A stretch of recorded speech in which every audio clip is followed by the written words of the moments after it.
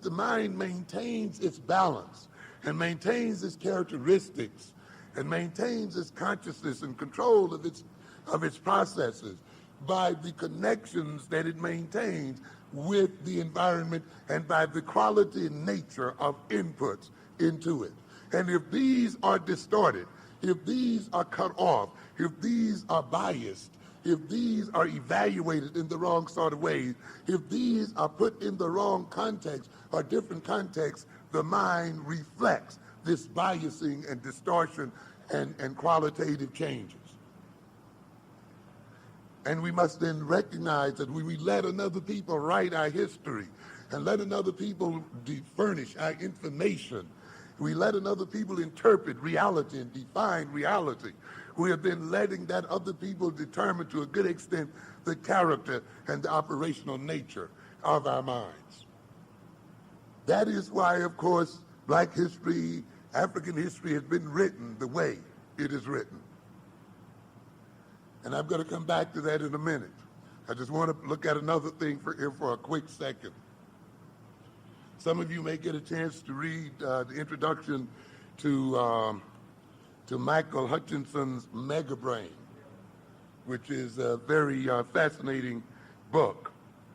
And so, of course, those of you in psychology have run across some of that information before.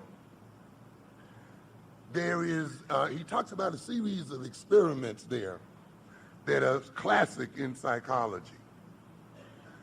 Those experiments, of course, was done with the old classical rat, but they are of some interest. A psychologist back in the 1920s noticed that some rats were better at running mazes than other rats.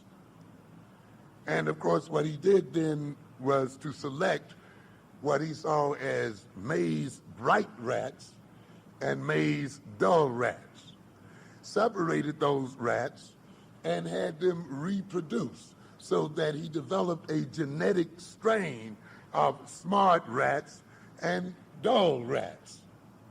You see, by continuing to reproduce, they then passed on the genetic characteristic of brightness or dullness as far as mazes were concerned.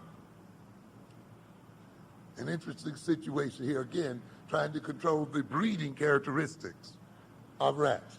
And of course, that's not too unfamiliar in our own history, the controlling of breeding characteristics.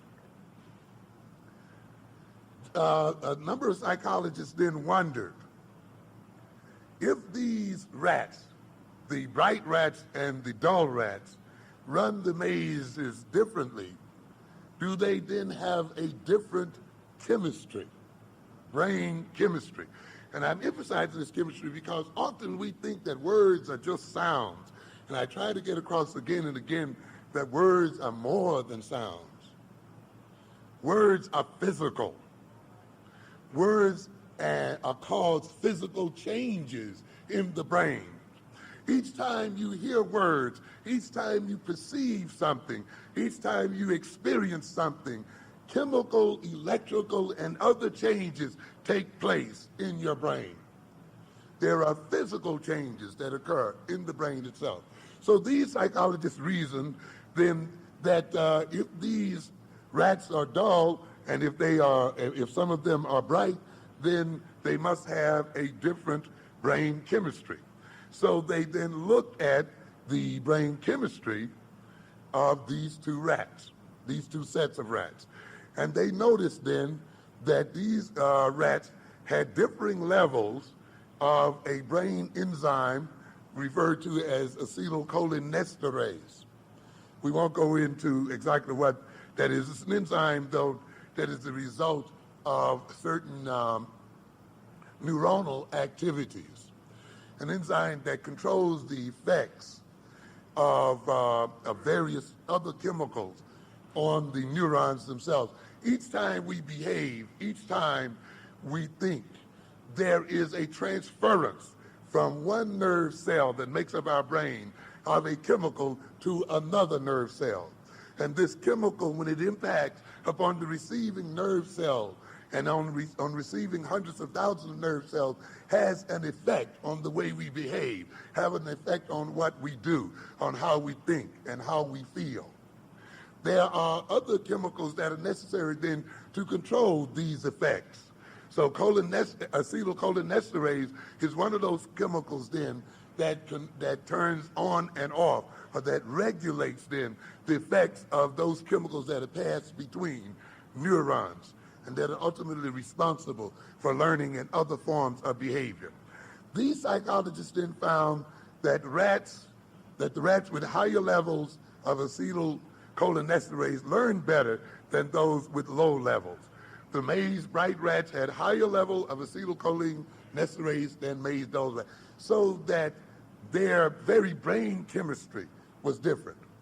Now, the psychologists then went on further to reason that if the brain chemistry between bright rats and dull rats is different, can we then manipulate the chemistry of these rats and the brain chemistry of these rats by manipulating the environment of these rats?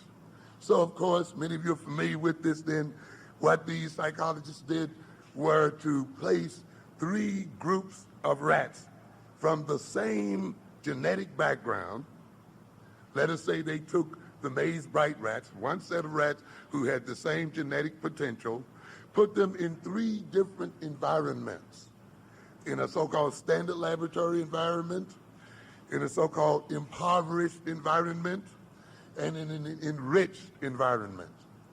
They then, after placing these animals in this environment, remember now they have essentially the same genetic potential. They're all maize bright rats. After placing them in these different environments, it was noted that the chemistry in the brains of these rats reflected the environment under which they existed. In other words, those rats which started out on an equal basis genetically, who had been exposed to the enriched environment, where they had greater challenges, greater stimulative challenges, where they had a varied environment and so forth, had higher levels of acetylcholinesterase than the other rats that were raised in the standard environment and raised in the impoverished environment. In other words, the very chemical nature of the brain was regulated by controlling the very environment and the very sensory input into the brains themselves. The very nature of the inputs from the environment in which those rats lived determined the chemical nature of their brains. I can't go into it in detail because of the time factor here, but I'll point out one other thing that these experiments showed very clearly, that not only did the chemical nature of the rats' brains reflect the conditions under which they live, but the very physical nature of the brains reflected the environments under which they live. Their actual brain weight changed. The actual number of connections between neurons increased. The actual number of synapses, which are those parts of the cell that are interconnected and are part of the communication networks with other cells, increased. Many other aspects of the brains were transformed physically and chemically as a result of the experience under which those rats had lived, under the influence of the nature of the information that they had received and that had gone into their very minds. It was shown that the weight and chemistry of these rats could be changed when they were in old age. That is, they took rats that were the equivalent of 75-year-olders and 90-year-old human beings. And these rats' brains were made to change chemically as well as physically as a result of being exposed to varying information and varying environments. So they indicated then that the brain is eternally plastic, and that its ability to operate and process information, to control behavior, to manipulate the environment, to control itself, is intimately related to the quality of information put into the brain itself. I don't have time to read this piece. Those of you who want to look at this Tuesday's New York Times science section, and I urge that you read this section. If you don't read any other section, read the science section in the New York Times on Tuesdays. On one of the pages there, they talk about test hint, drug may invigorate. On one of the pages there, they talk about test hint, drug may invigorate the older brain. And they talk about then a drug that was used to deal with stroke has also been shown to reinvigorate the learning capacities of older adults. And that adults who were treated for stroke with these drugs also rediscovered their memory and learning and their past learnings, which indicates again then that to change the nature of the chemistry of the brain is to change the very nature of its intellectual capacities and ultimately of its intelligence. Now let us get back in the light of this. Then what I'm telling you in simple terms then, that the control and manipulation of the environment under which we live as a people, the control and manipulation of the school environment, the control and manipulation of information, the control and manipulation of definition, the control and manipulation of reality is a control and manipulation of our minds and a control and manipulation of our very physical brain and a control and manipulation of the very chemical nature of this brain and ultimately a control of our minds as such.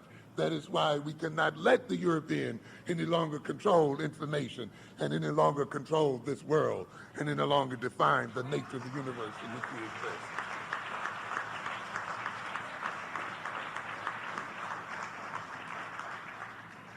Let us look then at the writing of African history. And I will urge you perhaps to check with African Echoes, and perhaps they can set up some kind of relationship. African Echoes located there in Newark. Last week I did an address in terms of European history and its effects. And I talked about history in the psychological sense. I talked about history in terms of social amnesia and the fact that amnesia is seen as a pathological state in abnormal psychology, and how then being disconnected from one's history, being disconnected from one's culture is to be put in a state of amnesia and therefore to be put in a state of pathology. We then looked at the nature of that amnesia. And I'll just quickly list a number of the effects and results of our not being in touch with our history. Because too many of us are made to think history is something that you learn about the past and history is something about dates. I started that address off by indicating that the very fact that history in the United States is projected as something that is irrelevant, is projected as something that is not economically relevant, that it is a series of dates and events, in and of itself is an attempt to manipulate our mental nature. This society does not project an image that does not work in its interest. Russell Jacoby, in the book called Sociamnesia, stated, exactly because the past is forgotten, it rules unchallenged. I tried to demonstrate in that address last week that simply because you forget your history, simply because you don't know your history, does not mean you have escaped its effects. As a matter of fact, it is more effective to the degree that you're ignorant of it. It is the absence of knowledge of history that permits history to more effectively control current behavior.